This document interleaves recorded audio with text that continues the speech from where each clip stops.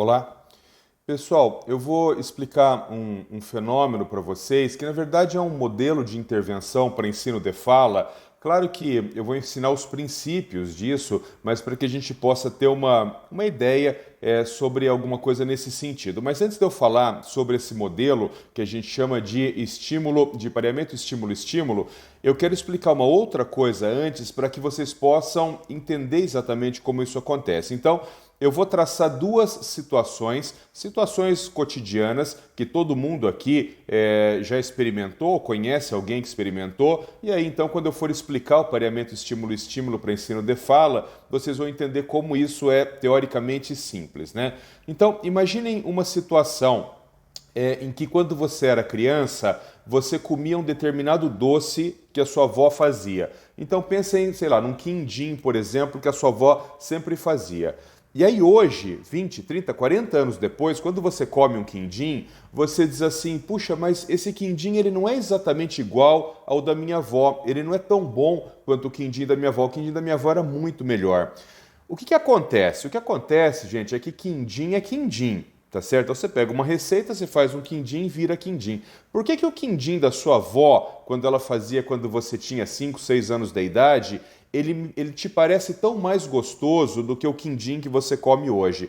Porque naquela época o seu cérebro não interpretava aquele doce só como quindim. O que o seu cérebro fazia? O seu cérebro ele pareava estímulos. Então você comia o quindim com a sua avó, que você amava, na casa da sua avó, que você amava.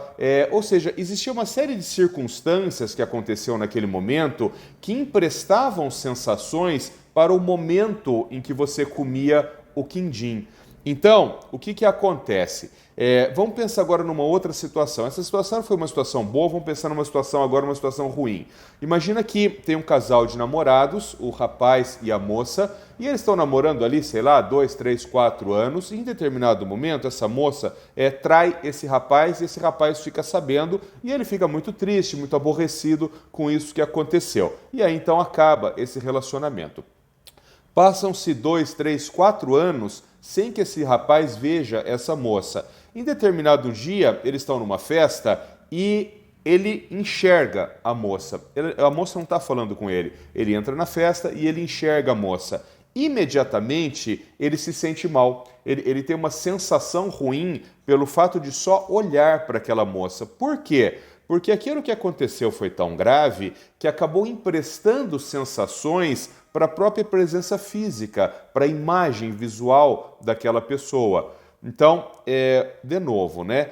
Quando a gente fala sobre esse fenômeno, a gente tem que entender que as coisas, sejam boas ou sejam ruins, os estímulos, eles passam a dividir sensações no cérebro. Então, quando a gente fala sobre fala, sobre ensino de fala, existe uma intervenção que a gente chama de pareamento estímulo-estímulo, que é uma intervenção super elementar para ensinar o início do desenvolvimento da fala, muitas vezes, né? Então, eu vou dar aqui um exemplo para que vocês entendam. É claro, pessoal, que quando você vai realmente colocar isso num programa de ensino, isso é alguma coisa mais complexa, né? Tem que ser muito bem elaborado e tal, mas só para que vocês entendam como que o fenômeno funciona no cérebro. Imagina que você tem lá uma criança, por exemplo, autista, de 3 anos de idade, mas veja, a criança não tem mais absolutamente nada, né? Ela não tem nenhum transtorno de planejamento de fala, ela não tem nenhum transtorno motor da fala, ela não é apráxica, ela não tem lesão da área primária da fala. Nós estamos falando só do transtorno do espectro do autismo. Uma criança que chegou aos 3 anos e ela não fala porque ela é autista. Muito bem, aí você faz o seguinte: todas as vezes que essa criança emite determinado fonema, que não importa qual pode ser, por exemplo, pá. Então, toda vez que a criança fala pá, o que você faz? Você entrega uma coisa para ela que seja muito reforçadora para ela. Então pode ser, sei lá, pode ser um celular, pode ser um tablet, pode ser uma bala.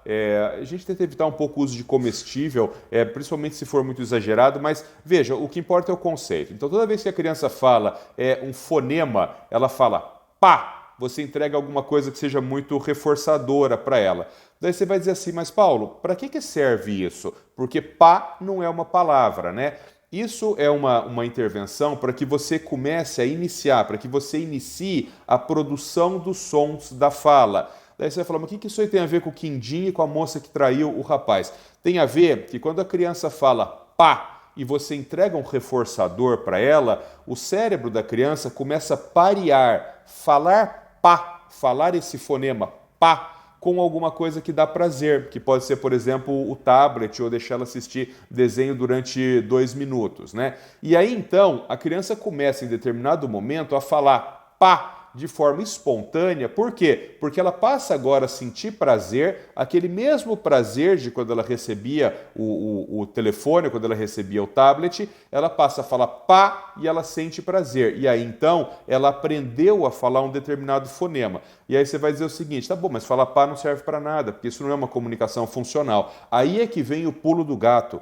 Os estudos mostram que quando a criança aprende a falar este fonema mediante o prazer de falar este fonema, isso faz com que ela comece a falar outros fonemas, porque aí esse pareamento ele começa a ser indireto. Ela começa a falar outros fonemas e parear a sensação de prazer com aquele fonema primário que ela aprendeu que está pareado com o reforçador que ela ganhou, por exemplo, o celular. Então, pessoal, vou repetir, isso é um modelo de intervenção que a gente chama de pareamento estímulo-estímulo. Ele é muito utilizado, principalmente nas fases iniciais do ensino de fala em crianças autistas. Nós temos muitos autores aqui no Brasil, inclusive nos Estados Unidos, muito mais, mas no Brasil temos muitos autores que já estudaram isso, esse modelo de ensino de fala, o pareamento estímulo-estímulo. Isso não se discute mais, é um modelo muito, quando adequadamente implementado, é um modelo muito interessante de ensino de fala para crianças pequenas.